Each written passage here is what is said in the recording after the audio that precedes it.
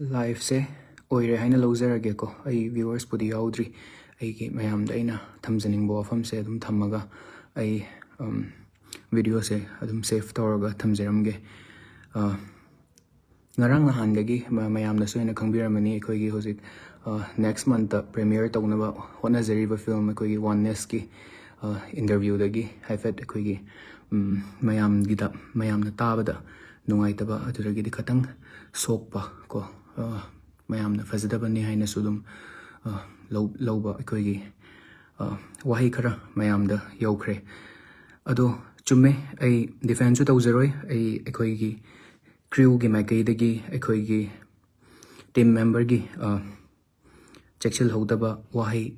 haiba tare ko mioi bhai base ekoi asoiba adum yawi soiroi haibase yade ado adumain tawraga soigiba yaukhre ado aigi makai dagi aina oina mayamda haizeri aduga just aina mayamda appeal tawjaningba aduga mayamda request tawjaningba se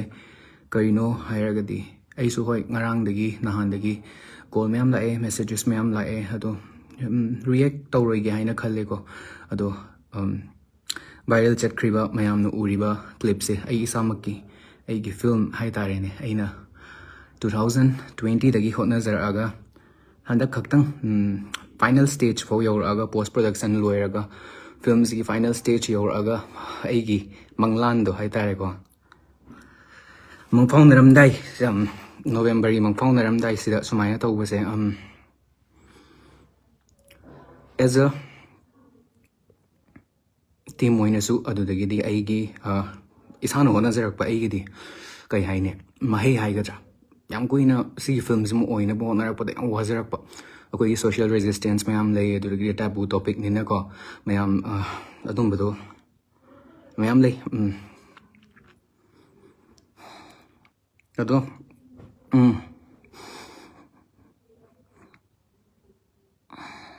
sorry ekoi kaino sa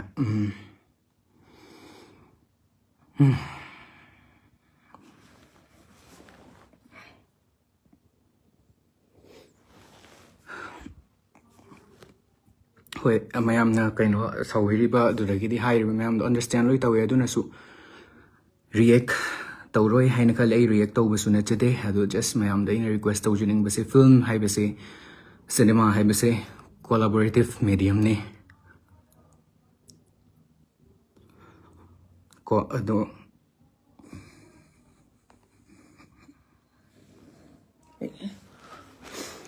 life se thar oge tawbani ko film se collaborative medium ne aduna mayam film am oina bonar pa team member mayam ama yawi ko adagi ai isana haiti yamna kaino to haning bi bodo ai se ngang da bo wa mix up tawre hoi film se collaborative medium ne ado mi mayam yawe ai isa ge effort tagi horaga sale mayam changi aduga adum topic se mana dabani na ko mayam katang matam changre oina bon arak pada pakhat pa aduragi di things in bigidra kaina khan bagi to mayam loi oiraga ndak se film se censor board na ju kemta thing ba bividana aya ba bivire eko loi ra kanda aduga mu film forum na ekoi Manipuri film forum na ju film se yenga kanda harau na kemta thing bam ta leitana pabung surja kanta na yam phasna haibire aduga approve to bire aise adagi 2020 dagi hawro panina 24 yore adu film se release to again finally matam lepe ko November 24 je duga ai je mi yam dei je de ai da sing na mayam da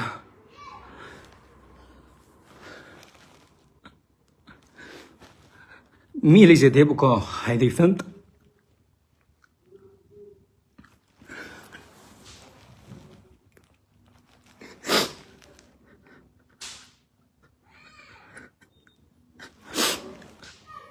so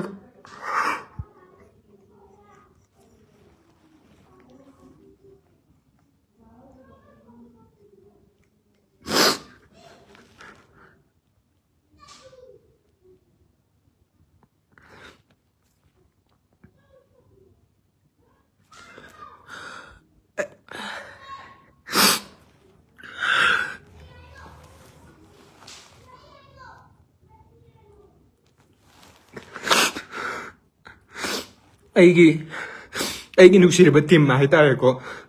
Priyakanta Productions ki team da yawbir begi team member khaktang understand tawgani sigi film se oina bo honar pakanda matam kyam changi ai bese aduna handaki ai film premiere tawni tawi se ai ga handaki within this month teng na ba mi myam na loi khangani kanam ta leite ba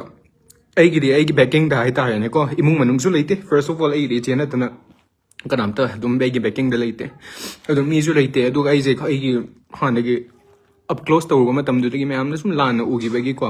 adu matam de gi maram leitna ai sum nung shibi de bagi type ta sum taw bani adu ai adum strong wai ai adum face tawi ko me am adu da ai di films ida sel me am changre effort me am changre adu di ai na representation am tang le already koi queer community gi hai na films ita finally loira ga hai di ai chingnaram ba me am da su film forum na so approve tawi ba adu da gi di rao na adu di has Queen of Honor was a Mahia like I quiz it. Premier to Fang Dureka and a Kale Dugam tickets, film music tickets, Harry, but the poster tell me, I ain't no same Jab. Alice Sale Karatangoes who ate safe to Bangamona behind her. Ticket numbers at Lugum from the Zuhang View, poster numbers at Lugum from the Zuhang View. Invitation card, the tickets, the is Han Loy Maxai, Aduga.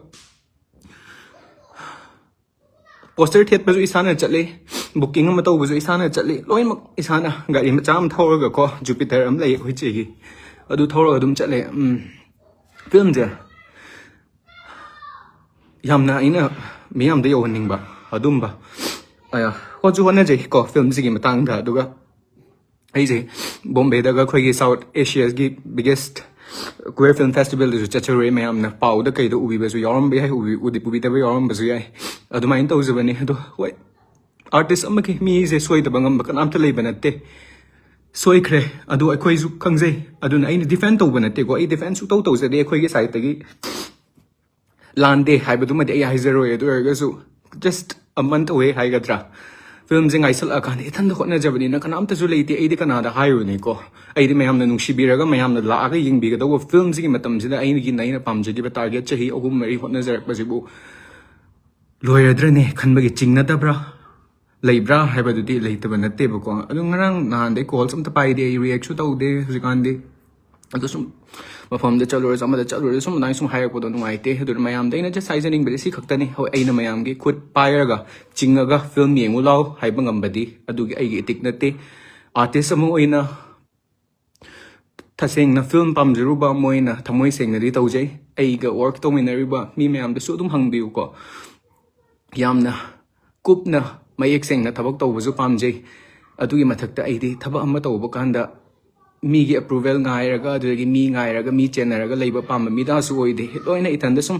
hona zaraga torok pani na mayamna hozik hoi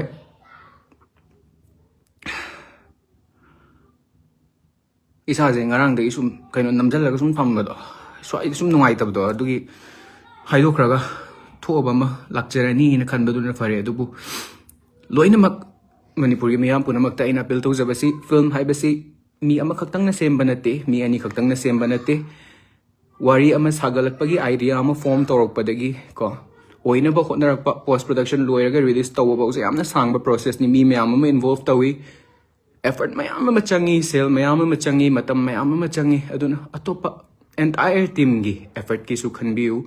yingbiu adutang hairaga ai life solution je